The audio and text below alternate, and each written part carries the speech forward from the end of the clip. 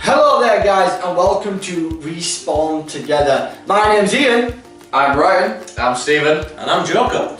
And we are here to have our monthly discussion about games. Also known as, drunk talk. So Joker, you are going to start us off. So let's get going. Okay then. Well, today I'm going to be talking about Kingdom Hearts 1.5, 2.5 Collection, which is essentially 2 games from the PS3 based on 6 games from multiple different platforms. When it was brought out on PS3, it was the first time it was ever released outside of Japan. Oh my god. Outside of Japan? Oh my god. I know, right? Keep going. Listen. Surrounded by pricks. Pack it in. We both enjoy this game. I'm slightly drunk. Just I even dubbed my gamer tag off of it. Show some damn respect. That might make. Alright. Joker, please continue. As long as it's talking about Mickey Mouse. Should I start that? No, carry on. I forgot what it was because some cunts laughed. Right. So the first game is Kingdom Hearts Final Mix, which is when it was released on PS3, the first time it was ever released outside of Japan. And it is a much better version. It's got extra stories in it, more unlockable content to find. And it's just all around better.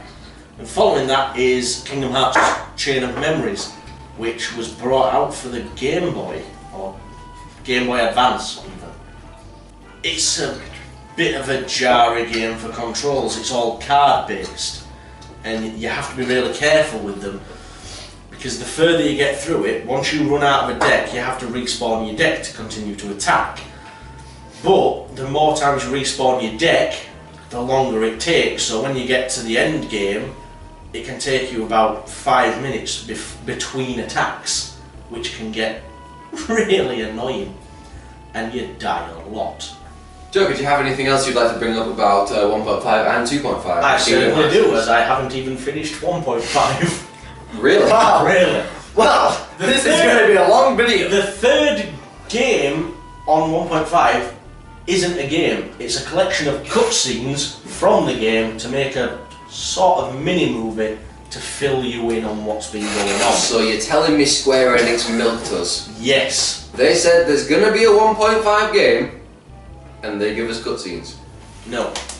1.5 game does exist. It gives you the first one and the second game, which was Chain of Memories, and then the third one is just a collection of cutscenes from a game that they couldn't render onto PS3 without effort.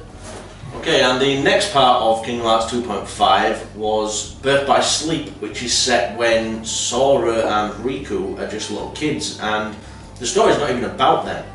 And to be honest with you, I've barely played that game. All I know is it's set at a time around the Keyblade Wars, and it's 3 new characters, and they're taking their Mark of Mastery test, and that takes them on a quest to hunt down pretty much the same villain as the rest of the games. So basically, Kingdom Hearts 1.5, 2.5 Collection is just there to bridge the gap so that all the Kingdom Hearts games are on the same platform, ready for when Kingdom Hearts 3 comes out. And honestly, I just can't wait. Fucking with this, how you got? Joker, congratulations. We said 1 game and somehow you did about fucking 7.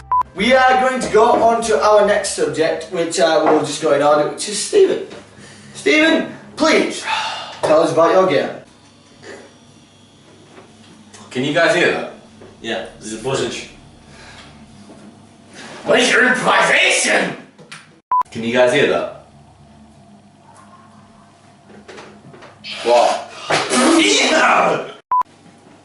Can you guys hear that? No!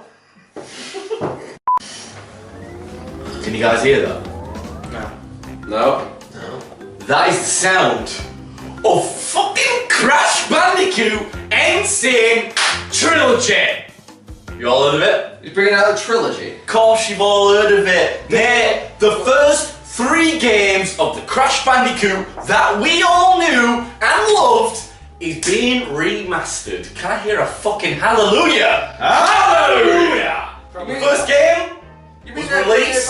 Since before Bring I it got fucking back. Mate, 1996 was the first ever Crash Bandicoot were released in Europe, November the 8th, 1996. I was 3-year-old. I was older. How old were you? 4? I can't even do You were the 4. maths. You were 3. You must have been 3. I don't even know the maths. 3. I was 3-year-old. I grew up to Crash Bandicoot, and Jesus Christ, was Crash Bandicoot my absolute life. Anyway, the first 3 games, which includes obviously Crash Bandicoot, it includes Coco. it's Cortex Strikes Back and Crash Bandicoot Warped. Those 3 games, the first 3 released, are being remastered. And I'll tell you something, they're being remastered in June.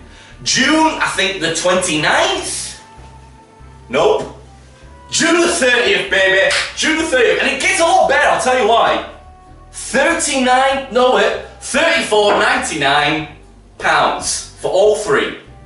So you're saying they're going to charge us 40 quid for a game £35 we bought near 20 years ago? Excuse me, £35 for a PlayStation 4 game? Excuse me, I was expecting at least a 50 quid price. For something we already covered 20 years ago. Something we loved.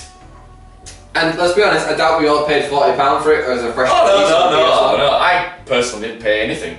I was a child. My Exactly, mother we were paid. children. He's a pirate. We were children. No, I'm sorry, but £35 for a game we all love and know well. Yeah. 3 games, all 3, for 35 quid. I did not see the £35 price. No chance did I see that. I was expecting, like games these days, 50 quid, 80 quid for the Gold for Honor. I paid £80 for Gold for Honor. Gold Edition for Honor. 80 quid, worth every penny, but £35 Gold for Honor, is Joker. absolutely insane for Crash Bandicoot. Sure, mate. No, mate, absolutely love it. 35. I was so fucking shocked by it. But anyway, 30th of June. If you didn't know, I don't know where you've been. 35 British pounds if you're from the United Kingdom. Get it? You'd be an idiot not to get it. Worth every fucking penny. Crash Bandicoot out. How much is it in dollars? Shut up. I think it's like $50. We just heard from a very enthusiastic, words, Stephen, and he thoroughly is looking forward to the new Crash Bandicoot remaster. Now we are going to go on to my topic, I guess, which is Detroit Become Human. Which is a very interesting title actually, because I believe you yourself, and I played it as well at your house. Let's not get into that. We can appreciate Detroit Become Human as the spiritual successor to Heavy Rain, and As well as Beyond Two Souls. yes, a game I never played personally, but Ian is very much accustomed to these games. Swag. Yeah, I'd like to take from here. I like draw some similarities to Heavy Rain, a game I'm sure a lot of our viewers have played. Yes, well, I will start off with the fact that Quantic Dreams is the producer, I think that's the word, producer or publisher of the game, and they created Heavy Rain as well as Beyond Two Souls, which is basically that whole butterfly effect. Whatever you do as each set character changes the game. Now in Heavy Rain you had multiple characters that you could that you had to play through, and not everybody had a happy ending depending on how you actually go through the game. In Beyond Two Souls, right, yes, sorry mister, I got a perfect try on my fucking first time. Brilliant. Right, no, shut up. Right, this is my talk now. Okay, so I'm going to continue. Beyond Two Souls was more focused about one person, although they did have choices to make. It didn't feel as emotionally, personally, this is my own opinion, but it didn't feel as emotionally involved because it was so invested in this, don't want to give any spoilers out, but invested in this young girl that had supernatural powers. Now I won't go into what happens throughout the story, but it was solely focused on her instead of an actual group of people. Now it seems like with Detroit Become Human, it's definitely brought it back to that whole, there are multiple characters to play. Now the two that we know of is Kara and Connor. Now Connor you've probably seen in the trailers as the male android that is on the top of the rooftop investigating a crime scene of another android holding a little child with a gun. Kara, on the other hand, and if you didn't know this, well, here we go, spoiler alert. Back when the PlayStation 3 was out, Quantum Dreams released I think it was called a technical demo, and it was about android called Kara, and it was just about her being created. It wasn't an actual full-on game, but they took that concept into this new game, and Kara has lived on through that. Even the person that voiced it over has gone from that PlayStation 3 technical demo to the PlayStation 4 full-on game. Now, what I'm really looking forward to is the fact that from what we know is Connor is a very, analytical person. So he's the investigator, just like in Heavy Rain, you had the investigator that had to, go for clues. You should got that, don't you? If I was to say one thing about Connor in the contrast to Heavy Rain, it would be the fact that Connor isn't human. He's an android, and as in Heavy Rain, the protagonist often had that human element. It was, what would you choose? Would you choose to inflict harm upon yourself or rescue an innocent civilian which you knew nothing about? And as an android, that choice doesn't come into it. You see, right? So this is a theory that David Cage, the producer and CEO of Quantic Dreams, stated, was that even though the game seems to be all about androids, which it is, as far as we know, it's more about the element of what does it mean to be human. So you've got Kara, who interacts with NPCs, that builds that human connection. And that really, instead of focusing on I'm an android and I want to do this, she breaks off from that crowd. If you look at the trailers, it does state that she breaks off from the crowd, and that she wants to understand the meaning of being human. What does it mean to have free will? Whereas Connor is more along the lines of, I need to find out this, I need to find out that, I need to find out that before I make a decision. That character Kara, as well as the voice, has been integrated. Is that the word? Integrated into the new game, which is Detroit Become Human. And I can't wait, because it does state that there are multiple characters. It also does state that at the moment all we know of is Connor and Kara. And I genuinely can't wait to get involved in that and get back that whole Heavy Rain feel where one person gets the best ending, the other person gets the worst ending. And that's one of the best feelings ever, because it means that playing the game over and over again is worthwhile. And it's not a waste of time. And I don't think it's going to be one of the games where it's like, oh yeah, I'll throw a DLC at your face, because there's no reason for it. It's got plenty of endings as it is. I will definitely get it. I'm probably not the only one out of the four of us that will get it, and I'm probably not the only one out of you guys that will get it, but it's a game that for me just makes your mind go, what do I need to do?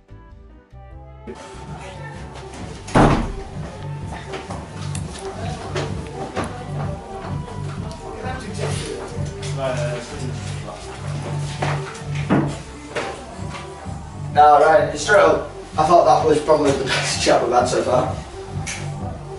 3. Hey guys, how's it going? 1. Ian, there's no point doing countdowns, really. I may have spilled. All over the mic. Alright, now for the last 3 introductions of games we're interested in, I'm going to cover mine.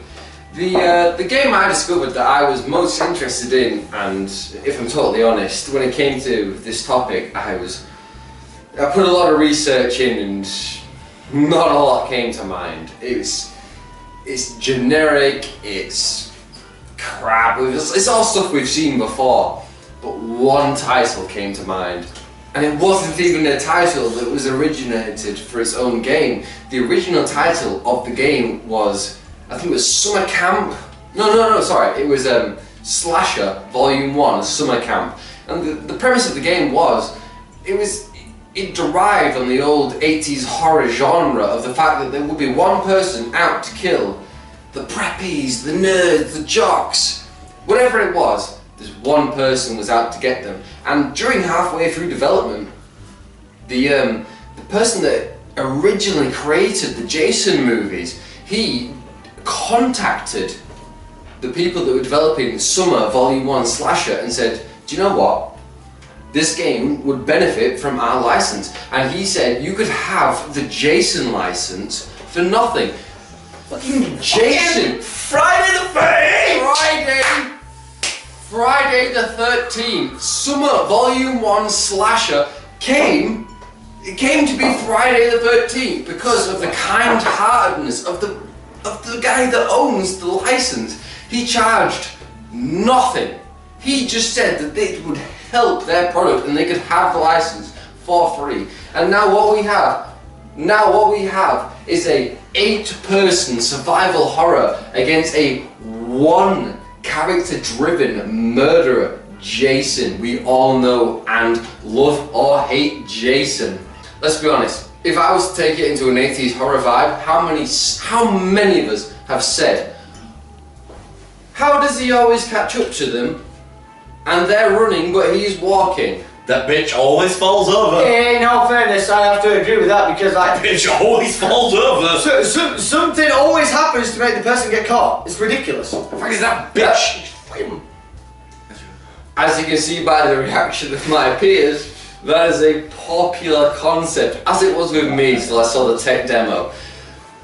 The way they get around that, and it's amazing how they get into the subject, is they keep it in the 80s nostalgia. And whenever Jason is walking and the escapees, the counselors, they get away from him, they implement a teleportation feature and he can jump to any sort of dark shadow beyond them and they can get into it and hide himself and just wait to jump out on the suspecting survivors as he does in the film. But how they describe it to the survivors is that as they are running away, they get the classic, I mean we've all been through it, if you've ever watched an old video cassette player, that fuzzy moment, the moment where the video quality isn't good, whenever Jason teleports. Is it on consoles, on PC, is it? Oh, it's on PC, Xbox and PS4. Nice swag. Yes, all coming sometime in May. They've not given an exact date, but they said May, so he's not very far off. We can have escape scenarios where there's a boat and there's 9 survivors. Only 3 people can get on that boat. So you put that perspective into a multiplayer game. You've got cars, they can only hold 5, there's 9 survivors. So far as what we've seen, we only have Camp Crystal Lake, and I'm hoping, and I've heard of teasers that they're going to incorporate more maps, but the maps are so diverse that the audio only ever goes to direct vicinity communication. So, for instance, me and Steve right here could talk to each other via mic, but if Steve was over the road, he couldn't hear me. But if Jason was in between us, Jason could hear me. The whole audio in Friday the 13th is proximity based. Unless you find a radio and someone else finds a radio, you cannot communicate over long distances. Jason will hear you. If you're the character playing, the person playing Jason will hear you talking if you are in the vicinity. You can hide under beds, you can hide in cupboards, you have to hold your breath. But he might find you. And that is what I am so looking forward to in all our latest releases. Coming May. That Friday the 13th. Fucking swag! Yes. Nice and fucking next level swag. Can't wait for that shit. And so, for our first ever Drunk Talk, and it will be a monthly one, where we talk about upcoming games. I think we talked about, you know, that's really interesting, that one is Friday the 13th. What were you talking about? Friday the 13th. I was talking about Detroit Become Human, you were talking about Crash fucking Bandicoot. fucking Bandicoot, and you were talking about Kingdom Hearts 1.5, 2.5 collection. Right, so he was talking about a bunch of games, and yes. So we will see you next time. So thank you for watching, and hopefully you liked it, and if you did, show us some love by giving us a thumbs up. Be sure. Everyone give us a thumbs up.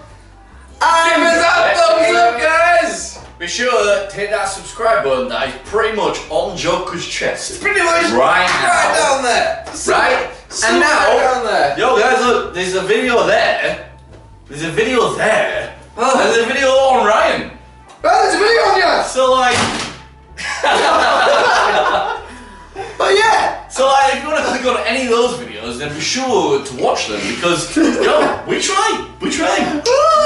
Until then, well, I don't know. I'm saying anymore. Bye! Bye. I promise we all like each other. We don't. No, we don't like any of us.